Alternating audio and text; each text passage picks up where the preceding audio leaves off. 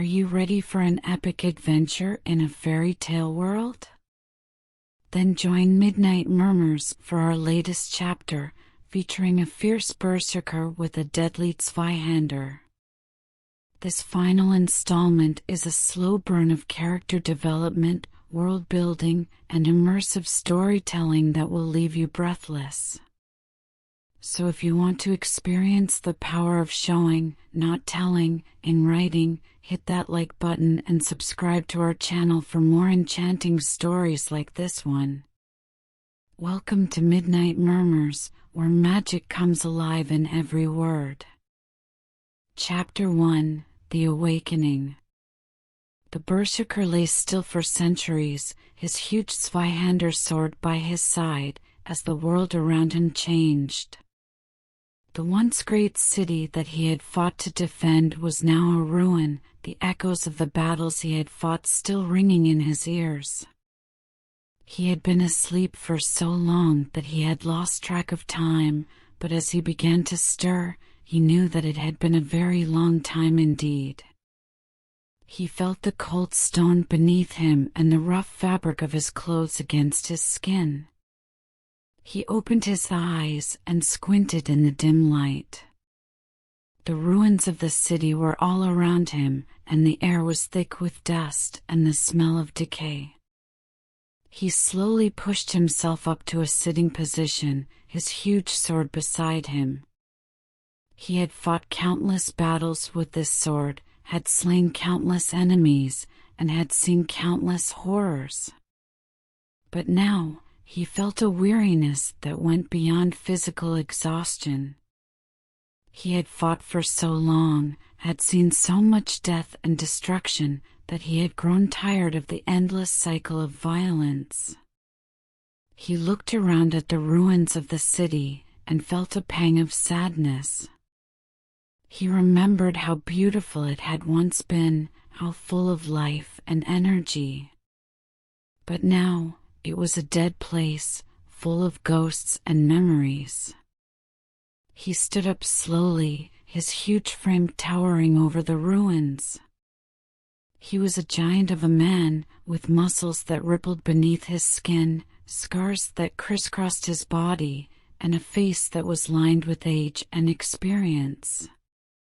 His hair was long and unkempt, and his beard was wild and tangled. He picked up his sword and tested its weight. It felt good in his hand, familiar and comforting. He had wielded it in battle for so long that it was an extension of his own body. He started walking, not sure where he was going or what he was looking for. The ruins of the city were silent, except for the sound of his footsteps on the cracked pavement. He walked for hours, his thoughts turning inward. He remembered the battles he had fought, the enemies he had slain. He remembered the faces of his comrades, the sound of their voices, the warmth of their bodies. He remembered the feel of blood on his hands, the taste of victory and defeat.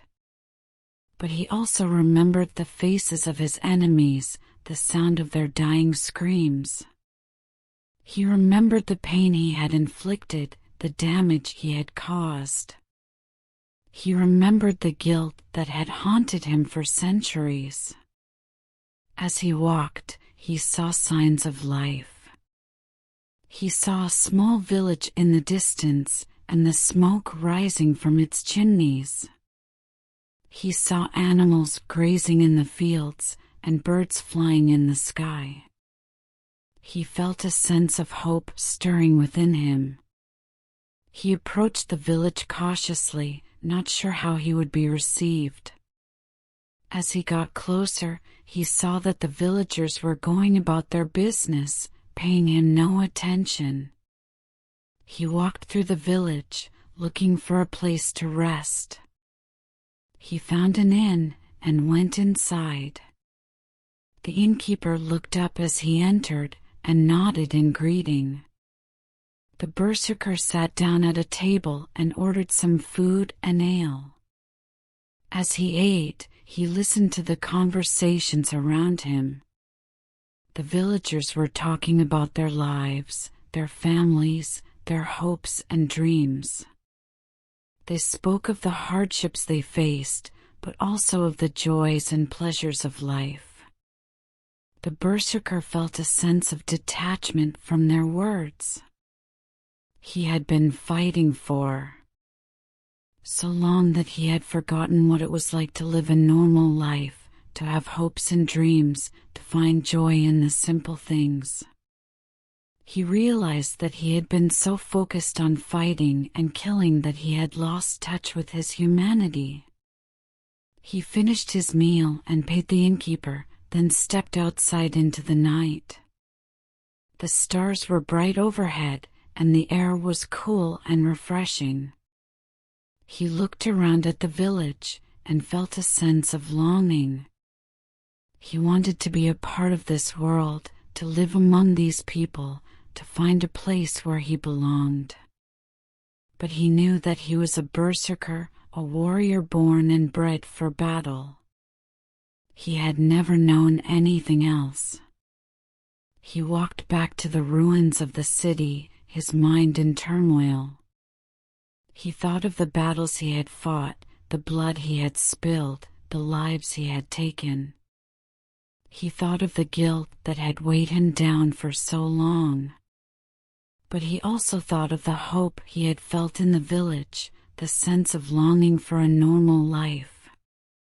He realized that he had a choice to make, a choice between the life he had known and the life he could have. He looked up at the stars again and made his decision. He would leave behind his life as a berserker and try to find a new purpose. He would try to find a way to make amends for the lives he had taken, to find a way to live a meaningful life. He raised his sword to the sky and let out a roar that echoed across the ruins of the city. He felt a surge of energy, a sense of purpose that he had not felt in centuries. He turned and walked back to the village, his mind set on his new path.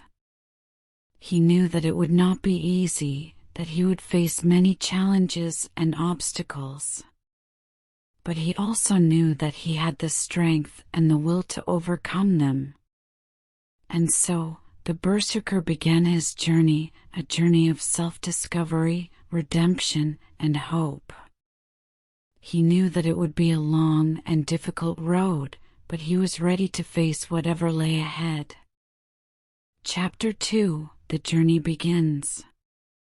The sun was beginning to set as Epic Berserk stood victorious over his fallen foes. His muscles were bulging, and his thick beard was matted with sweat and blood. His huge Zweihänder glinted in the fading light, a testament to his strength and skill. The scene was set against a dark, foreboding background that suggested danger and adventure lay ahead. Epic Berserk had been summoned by a mysterious figure to undertake a perilous journey to retrieve a powerful artifact. The artifact was said to be hidden deep in a dangerous mountain range, and only Epic Berserk had the strength and skill to retrieve it. Epic Berserk agreed to the quest, knowing that the artifact could be the key to unlocking untold power. As Epic Berserk set out on his journey, he traveled through rugged terrain and faced numerous obstacles along the way. He navigated treacherous mountain passes, forded raging rivers, and battled fierce monsters that guarded the way. As he journeyed on, he reflected on his past and the events that led him to this point. He recalled his training with the legendary swordmaster, the battles he had fought, and the friends and enemies he had made along the way. He realized that his journey was not just about retrieving the artifact, but about discovering who he truly was and what he was meant to do with his life. Epic Berserk encountered many interesting characters on his journey. There was a wizened old wizard who offered him sage advice, a beautiful maiden who caught his eye, and a grizzled veteran who had fought in wars all across the land. Epic Berserk listened intently to their stories, learning about the world around him and the people who inhabited it. He also shared his own stories, regaling them with tales of his battles and triumphs. As the days turned into weeks, Epic Berserk grew stronger and more determined. He battled his way through hordes of enemies, always keeping his eye on the prize. He knew that the artifact would not be easy to retrieve, but he was willing to risk everything to get it. He also knew that there were powerful forces working against him, and that he would need all his strength and skill to overcome them. Finally, after many days of travel, Epic Berserk reached the entrance to the mountain stronghold where the artifact was said to be hidden. He battled his way past the guards and entered the cavernous halls of the fortress, facing new dangers at every turn. He encountered traps and puzzles that tested his wits, as well as powerful enemies that tested his strength. But he pushed on, driven by his determination to succeed. As he neared the chamber where the artifact was kept, he could hear the low growl of a dragon. He knew that this would be his greatest challenge yet, and that he would need all his strength and skill to defeat the beast. He drew his Zweihänder and stepped into the chamber, ready for battle. The dragon was fearsome, with razor-sharp claws and a fiery breath that could melt steel. But Epic Berserk was undaunted. He dodged the dragon's attacks and struck back with powerful blows. The battle was fierce, but Epic Berserk's determination and skill finally won the day. He retrieved the artifact and began his journey back to the outside world, knowing that his quest had only just begun. As he emerged from the mountain stronghold, Epic Berserk knew that he was a changed man. He had faced his fears and emerged victorious, but he also knew that there were greater challenges ahead. He knew that the artifact he had retrieved was only the beginning, and that there were many more mysteries to uncover and battles to fight. As he journeyed back through the rugged terrain, Epic Berserk reflected on the lessons he had learned on his journey. He had discovered that true strength came not just from physical prowess, but from the strength of the heart and mind. He had also learned that there was much more to the world than just battles and conquests, and that there were people out there who needed his help. When he finally reached the end of his journey, he was greeted by a small village that had been ravaged by a group of bandits. The villagers had no one to turn to for help, but they saw in Epic Berserk a glimmer of hope. He listened to their tales of woe, and he knew that he could not turn his back on them. Epic Berserk rallied the villagers and led them in a fierce battle against the bandits. It was a battle that tested their courage and strength, but with Epic Berserk's leadership, they emerged victorious. The bandits were driven out, and the village was saved. As he stood amidst the cheering villagers, Epic Berserk knew that he had found his true calling. He was not just a warrior, but a hero who could help those in need. He knew that there would always be battles to fight and dangers to face, but he also knew that he had the strength and courage to face them. And so, Epic Berserk set out once again, ready for whatever adventures lay ahead. He knew that his journey was not over, but that was the beauty of it. The journey was what mattered most, and he was ready to embrace it with open arms. Chapter 3: The Lone Warrior. The Berserker had been traveling for days, his massive Zweihänder slung over his shoulder, as he made his way through the twisted forests and barren wastelands that lay beyond the borders of civilization. He had left behind the comfort and safety of his home, a place where he had never truly felt at ease, in search of something more. As he walked, he thought about his past, about the events that had led him to become a lone warrior. He had once been a member of a great clan, a proud and powerful people who had lived in a magnificent fortress atop a towering mountain. But that had been many years ago, and now he was alone, wandering the world without a purpose. As he crested a small rise, he saw smoke rising in the distance, and he knew that he was getting close to civilization once again. As he approached the small village, he saw that it had been overrun by a band of ruthless bandits. The villagers were cowering in fear as the bandits looted and pillaged their homes. Without hesitation, the Berserker charged into battle against the bandits. His huge Zweihänder gleamed in the dim light as he cut through the enemy ranks with ease. Despite their numbers, the bandits were no match for the Berserker's skill and strength. As the battle raged on, the Berserker caught glimpses of the villagers he was defending. He saw fear in their eyes and heard the cries of the wounded. He could not help but think of his own people, the clan that he had left behind, and how they too must have felt in the face of overwhelming danger. But he did not let these thoughts distract him from his task. He fought with all his might, his body moving in a fluid dance of death and destruction. He was a whirlwind of steel and blood, and the bandits could do nothing to stop him. As the battle reached its climax, the Berserker found himself facing the bandit leader, a tall and imposing figure with a cruel sneer on his face. The two warriors circled each other, sizing up their opponent.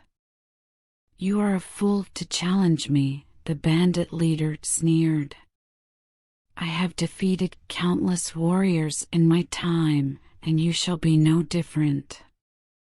The Berserker said nothing, his face a mask of determination. He charged forward, his Zweihänder flashing in the sunlight. The bandit leader was fast, but the Berserker was faster.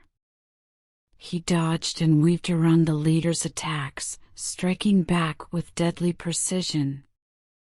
As the battle continued, the two warriors seemed evenly matched.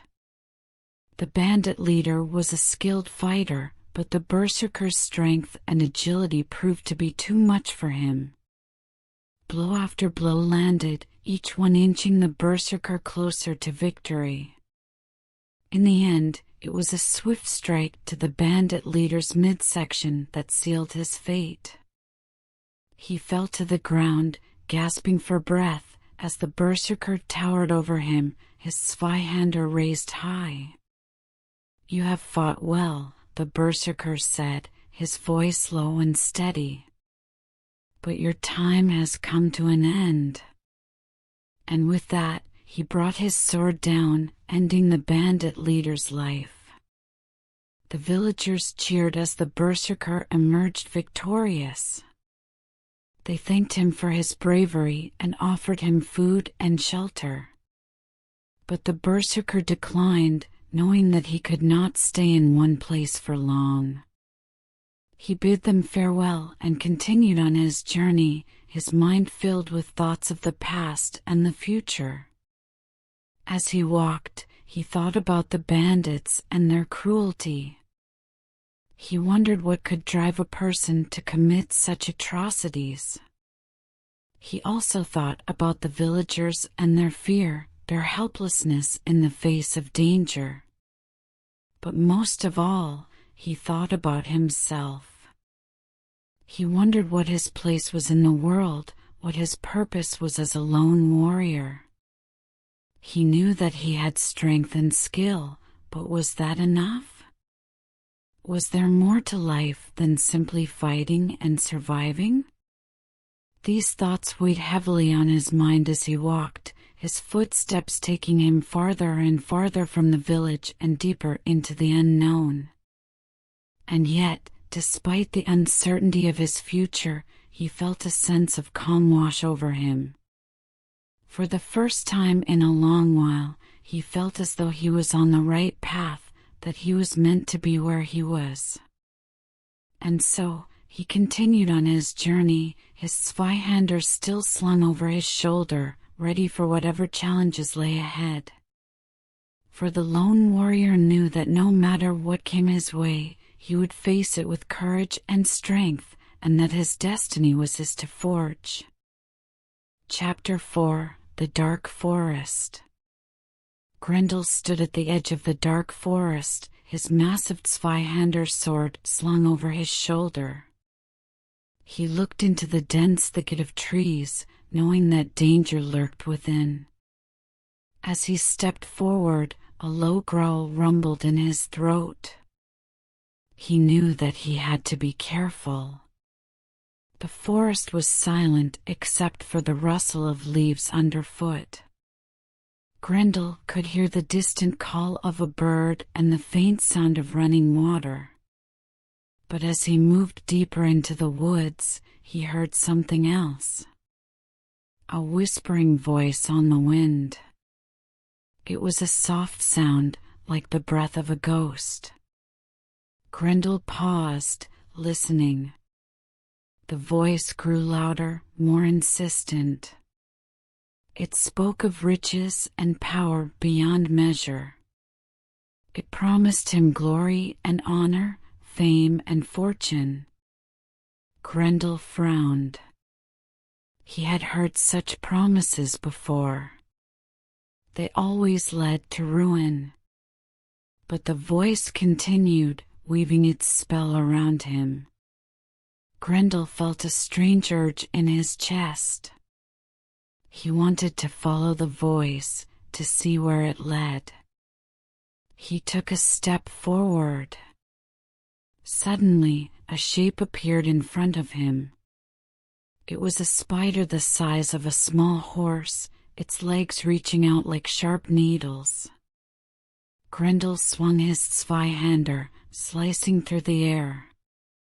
The blade hit the spider's hard carapace, sending a spray of green ichor flying. The spider hissed and lunged, but Grendel was too quick. He dodged its attack and thrust his sword into its soft underbelly. The spider collapsed, twitching. Grendel paused to catch his breath, looking around for any more attackers. But there were none. The whispering voice had fallen silent, as if waiting for him to continue. He moved forward cautiously, stepping over the spider's corpse. The forest grew denser, the trees crowding in. Grendel felt a sense of unease. He had been in many battles, but this was different. There was something ominous about the woods, something that made his skin crawl. As he walked, he heard more sounds. A faint rustling in the leaves. A soft breathing. A footstep. He spun around, his sword raised. A wolf stood before him, its fur bristling. It growled, revealing sharp white teeth. Grendel tensed, preparing for an attack. But then he heard something else. A faint whistling sound. The wolf's ears perked up, and it turned to face the noise. Grendel saw his chance. He lunged forward, bringing his sword down on the wolf's neck. The blade hit its mark, slicing through the fur and bone. The wolf fell to the ground, dead. Grendel felt a surge of satisfaction. He had faced many enemies in his life, but there was something exhilarating about fighting in the dark forest. It was as if every victory brought him one step closer to his destiny. He moved on, his senses on high alert. The forest grew darker, the trees towering over him like giants. The whispering voice grew louder, filling his ears with its promises. He felt a sense of unease, knowing that he was being led deeper into danger. Finally, he came to a clearing. In the center stood a massive oak tree, its branches spreading out like arms. Grendel approached cautiously, his hand on the hilt of his sword. As he drew closer, he saw something strange. The tree was covered in strange markings, carved into the bark with a sharp blade. They glowed with an otherworldly light, illuminating the clearing. Grendel felt a shiver run down his spine. He had seen many strange things in his life, but this was unlike anything he had ever encountered. He stepped closer to the tree, studying the markings. Suddenly, he heard a soft chuckle. He spun around, his sword at the ready. A figure stepped out from behind a nearby tree. It was a woman, tall and slender, with long hair the color of moonlight. She wore a cloak made of feathers, and her eyes glowed with a strange light. Grendel tensed. He had learned long ago not to trust beautiful women in strange places. But there was something about this woman that drew him in, something he couldn't quite explain. "Who are you?" he demanded, his voice steady. The woman smiled, revealing sharp teeth. "I am Morgan," she said. "And you, Grendel, are a long way from home." Grendel felt a jolt of surprise. He had never met Morgan before, but he had heard stories of her. She was a goddess of war, a figure of legend. And she knew his name. "What do you want from me?" he asked, keeping his sword at the ready. Morgan stepped closer, her eyes locked on his. "I have a task for you," she said. "A quest of great importance. One that will test your strength and your will." Grendel felt a surge of excitement. He had always been a warrior at heart, and the idea of a great quest thrilled him. "Tell me more," he said. Morgan smiled, a gleam in her eye. "There is a castle deep in the heart of this forest. It is guarded by a great beast, one that cannot be slain by mortal weapons. But you, Grendel, have a weapon that can pierce even the strongest armor. You're Zweihänder, forged by the greatest smiths in the land." Grendel felt a surge of pride. His sword was his greatest weapon, a symbol of his power and his skill. If there was a beast that could not be slain by mortal weapons, he would be the one to do it. "What is in the castle?" he asked. Morgan's smile widened. "A treasure beyond your wildest dreams. Riches and power beyond measure. All you have to do is defeat the beast and claim it for your own." Grendel felt a sense of excitement. This was the quest he had been waiting for, the one that would define his legacy. He nodded, his decision made. "I'll do it," he said. Morgan nodded, a look of approval in her eyes. "Good. The castle lies to the east, beyond the river. You must cross it before nightfall, or the beast will be at its strongest. Grendel nodded, his mind already focused on the task ahead.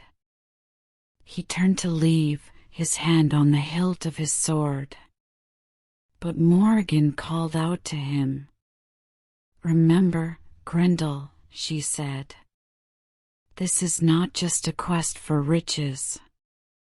It is a test of your character, of your strength and your honor. The treasure may be great, but the journey is greater still." Grendel nodded, understanding the weight of her words. He set out into the forest, his eyes fixed on the path ahead. The forest grew darker as he went, the trees closing in around him. But he was undaunted, his mind focused on the castle that lay ahead. As he crossed the river, he saw the castle looming in the distance. It was an imposing structure, its walls rising high into the sky. And at its entrance stood the beast, a creature unlike anything Grendel had ever seen. It had the body of a lion, the wings of an eagle, and the head of a dragon. Its eyes glowed with a fierce light, and its claws were as sharp as knives. Grendel drew his Zweihänder, his heart pounding in his chest. He approached the beast, his mind focused on the task ahead. They circled each other warily, each waiting for the other to make the first move. Finally, the beast lunged. Grendel dodged to the side, his sword flashing in the sunlight. But the beast was too quick, its wings beating the air as it circled around him. Grendel felt a surge of fear. This was no ordinary beast, no mortal enemy. But he was determined to see this through, to claim the treasure that lay beyond. They fought for what felt like hours, each blow landing with a thunderous crash.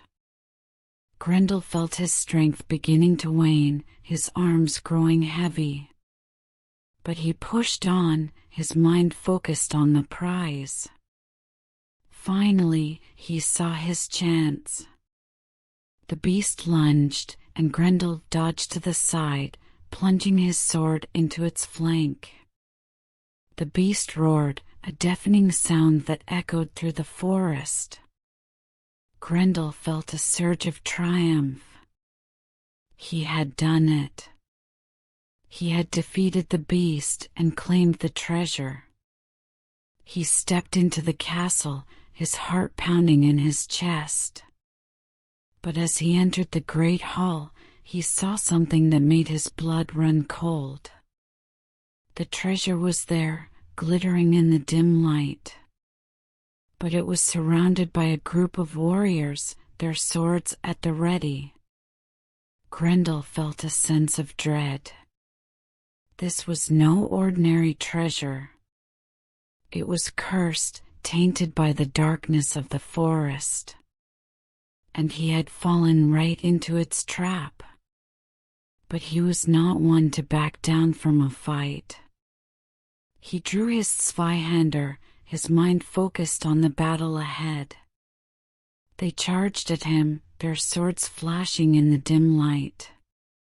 Grendel fought with all his might, his sword moving like lightning. But the warriors were too many, too strong. He felt his strength beginning to wane, his arms growing heavy. And then he saw her. Morrigan, standing at the back of the hall, watching him with a fierce light in her eyes. He felt a surge of anger. She had tricked him, used him as a pawn in her game. But he was not one to give up. He fought with renewed vigor, his sword flashing in the dim light.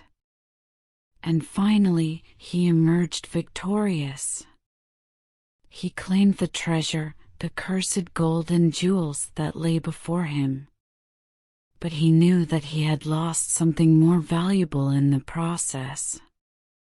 his honor, his sense of self. He had been tricked by the darkness of the forest, and he knew that he would never be the same. As he walked out of the castle, his mind heavy with regret, he saw Morgan standing before him. She smiled, a glimmer of approval in her eyes. "Well done, Grendel," she said. "You have passed the test." Grendel felt a sense of anger. He had been used, manipulated. But he also felt a sense of pride. He had proven himself in his own way. And as he walked out, the sun had started to set as Gormund and his men finally arrived at the gates of the city. The guards, recognizing their lord, immediately opened the gates and let them in. As they rode through the streets towards Gormund's castle, the people cheered and threw flowers at them, welcoming them back. Gormund couldn't help but feel a sense of pride and satisfaction at the sight. His people loved him, and he loved them in return. As they approached the castle, Gormund could see that it had been well maintained in his absence, and he was glad to be home. Once they were inside the castle, Gormund immediately went to the war room to meet with his advisors. They had much to discuss, including the recent attacks on their borders by neighboring kingdoms. Gormund was determined to protect his people, and he knew that they would need to be prepared for any possible threat. As they discussed their plans for fortifying the borders and increasing their military strength, Gormund couldn't help but notice the unease in his advisors' eyes. They knew that their lord was planning for war, and they were worried about the consequences. Gormund sensed their fear and addressed it directly. "I know that what we discuss here is not easy, but it is necessary. We must protect our people at all costs, and that means being prepared for any threat that comes our way." His advisors nodded in agreement, but Gormund could tell that they still had reservations. He knew that he would need to earn their trust and loyalty if they were to succeed in their mission. As the meeting drew to a close, Gormund dismissed his advisors and made his way to the castle's main hall. There, he found his wife, Lady Isolde, waiting for him. "My love, it is good to have you home," she said, embracing him. "It is good to be home, my dear," Gormund replied, holding her close. "We have much to discuss." Chapter 5. The battlefield was a desolate wasteland, littered with the broken remains of soldiers and weapons alike. Ragnar stood amidst the carnage, his Zweihänder held loosely at his side as he surveyed the destruction around him. The air was thick with the acrid smell of smoke and blood, and the sky above was a sickly shade of red. Ragnar was exhausted. He had been locked in battle with the enemy king for what felt like hours, their swords clashing in a deadly dance. But now, his Zweihänder was shattered, broken by the enemy's final blow. Ragnar's heart sank as he realized that he was defenseless against the enemy's army, which was closing in on him from all sides. He turned and ran, sprinting across the battlefield as fast as he could. He could hear the enemy soldiers shouting behind him, their footsteps pounding against the earth. His mind raced as he searched for a place to hide or regroup, but he knew that he was running out of time. Finally, he spotted a small cave on the side of a nearby hill. It was hidden behind a curtain of vines and brambles, but Ragnar knew that it was his only chance. He sprinted towards the cave, ignoring the pain in his legs and the burning in his lungs. When he reached the cave, he collapsed on the ground, gasping for breath. He looked up and saw an old man sitting on a nearby rock, watching him with a curious expression. "Who are you?" Ragnar asked, still catching his breath. "I am a hermit," the old man replied. "I live in this cave." Ragnar studied the hermit, trying to assess whether he was friend or foe. The hermit was small and wiry, with a long beard and piercing blue eyes.